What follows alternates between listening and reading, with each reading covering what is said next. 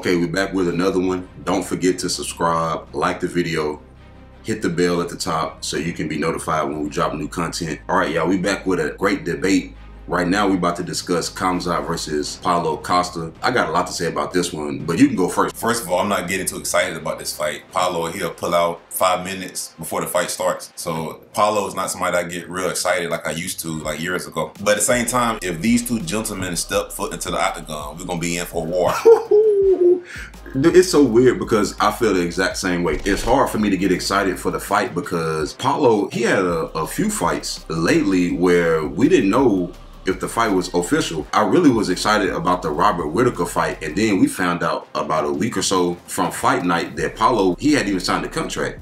And I had spent like several weeks looking forward to that fight, right? And then the fight with Ikram, I didn't get overly excited, but I was like, oh, that's an interesting fight. That we'll see what happens. And then for him to pull out of that one too was crazy. Was it interesting? Let's keep it real. Was it interesting? Paulo versus Ikram? Yeah, it was interesting. At least it was interesting. You don't pull out of a Robert Whitaker fight and then you fight Ikram your next fight, man. But Sean Strickland just fought somebody who... Okay, yeah. So, but I'm just saying, as far as talking about this, it gets to the point where with Paulo, man, it might be a week or two from the fight and he might be talking about, oh, I haven't signed the contract. It's very tough. It's almost like we need to see him sign the contract before we get too excited. When I see the tail of the tape, that's when I'll get ready for the fight. But I will say this. No, not tail of the tape. We need to tail of the contract.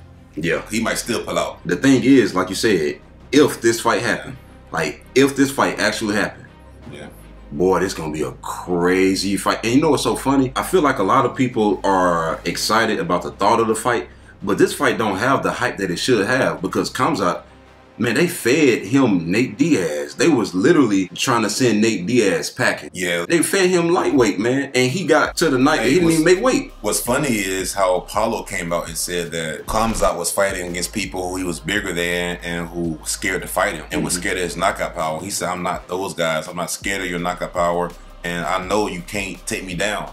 So it's interesting Paulo Costa chose those choice of words and they're actually going to fight, allegedly. Allegedly. Because we're going to see if Paulo can stuff the takedowns. But I think at the very least, if they fight and get into the octagon, I think it's going to be a stand-up war. I don't think Khamzat going to be able to take Paulo down. I think we're going to see who got better hands. But we know who got better hands. So we do? Who? What you mean who? Who got better hands? Khamzat? Paulo. Paulo. Dude, Khamzat just got a right hand. I'm just being honest. I understand, but he has a right hand, but it's faster. It's faster, but the thing is, Paulo got a good chin, and Paulo not somebody you just take out. You seen Paulo get dropped by a jab by Uriah Hall.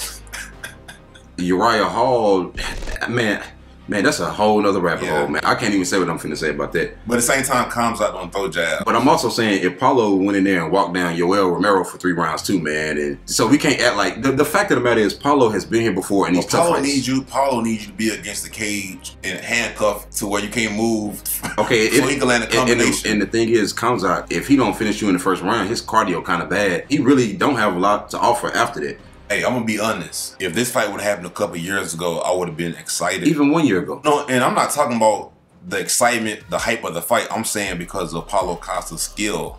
Because it seems like he was better years ago. It's something about like his last couple fights, he really hasn't looked that good. What fight in particular? I'm saying like the Marvin Vettori fight, man, he should went there and finish Marvin. I know he was injured and stuff, bro. But then the Izzy, that fight still in my mind where he went there and got embarrassed. That was probably the only fight that he just absolutely looked terrible, man. Because the Luke fight, they went altitude. Everybody had a rough night that night at a certain point. And, you know, the Marvin Vettori fight, it seemed like something wrong with his shoulder or something. I think his bicep was injured before the fight. That's why he missed weight. Something weird happened, man. And so he didn't really start fighting until halfway through the fight. And he was already down. We're also talking about like the comedic antics and stuff, man. Is Paulo's mind in the right spot? Because his YouTube channel is growing and he's becoming a bigger name. Sometimes like the fame go to fighter's head. And I want to see, is he focused? Is his mind focused on Khamzat? But these two guys really don't like each other, though. Another thing is, you can say the same thing about Khamzat, man, because Khamzat, man, it's been just an absolute circus as far as getting him a fight. They said that he was fighting Kamaru a month ago.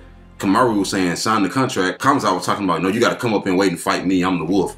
I'm like, dude, Kamaru has been the welterweight champion and is trying to get back into title contention at welterweight. what in the God's name are you talking about? Come up to middleweight. When has Kamaru ever mentioned middleweight? What are you talking about? Khamzat want to fight somebody in the featherweight division so bad. Dude. He want to fight the featherweight champion in the middleweight belt. He might call out Juliana next. He might want Amanda Nunes to come out of retirement and try to get her an octagon.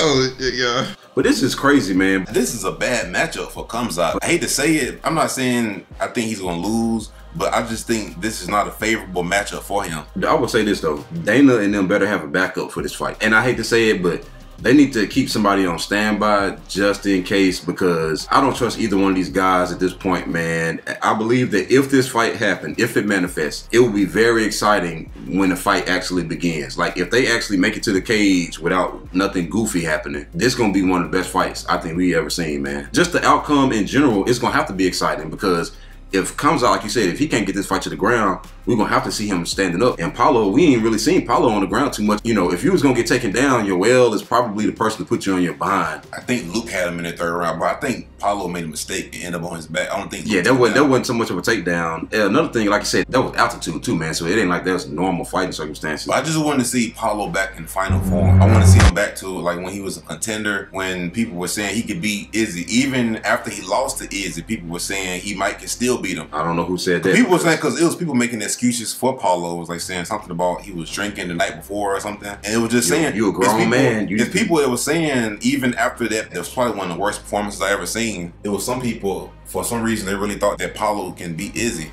But I want to see that version. I don't know what fight they was watching, but it would be good to see both of these guys at their best. I will say that. We're being critical because we know what these guys are capable of. We're just not seeing it.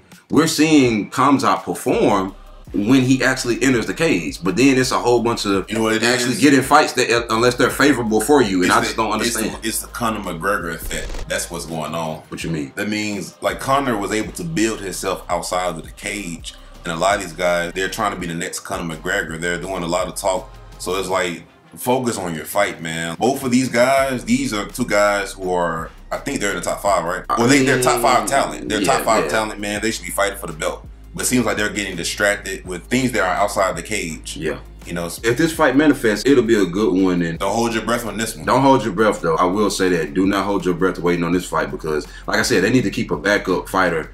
I don't know who it will be, but just somebody who you can put beside either guy's name and it'll still be an exciting fight. But I feel like even if that happens, we'll still be disappointed because, A, this fight didn't fall through like we thought it might not fall through. And then also in the future when they get scheduled for fights, we still can't trust. It's very important that both of these guys show up, and it's important that they both make weight. And we need Paulo on video signing the contract too. I don't know if that's a marketing strategy by the UFC or by him. This is weird. I've never seen this before. It comes out too, man, because Khamzat done had a few fights that allegedly pulled through, and it seemed like anybody that Khamzat does not stylistically match up well against, those fights never manifest. Oh, you signed the Kevin Holland fight on a day's notice, but you don't fight Kamaru with a full training camp. Come on, man. The elephant in the room is, as talented as Khamzat is, he seemed to not want to fight. Yeah, he cherry picking these guys, man. There's nothing wrong with that, man. That's a great strategy. That's something that Kevin Lee should have done. Yes, that's a video. We might need to do that one next. But yeah, so that's all we got for this one. Let us know what you think. Don't forget to like, subscribe, hit the bell at the top. We'll catch you later.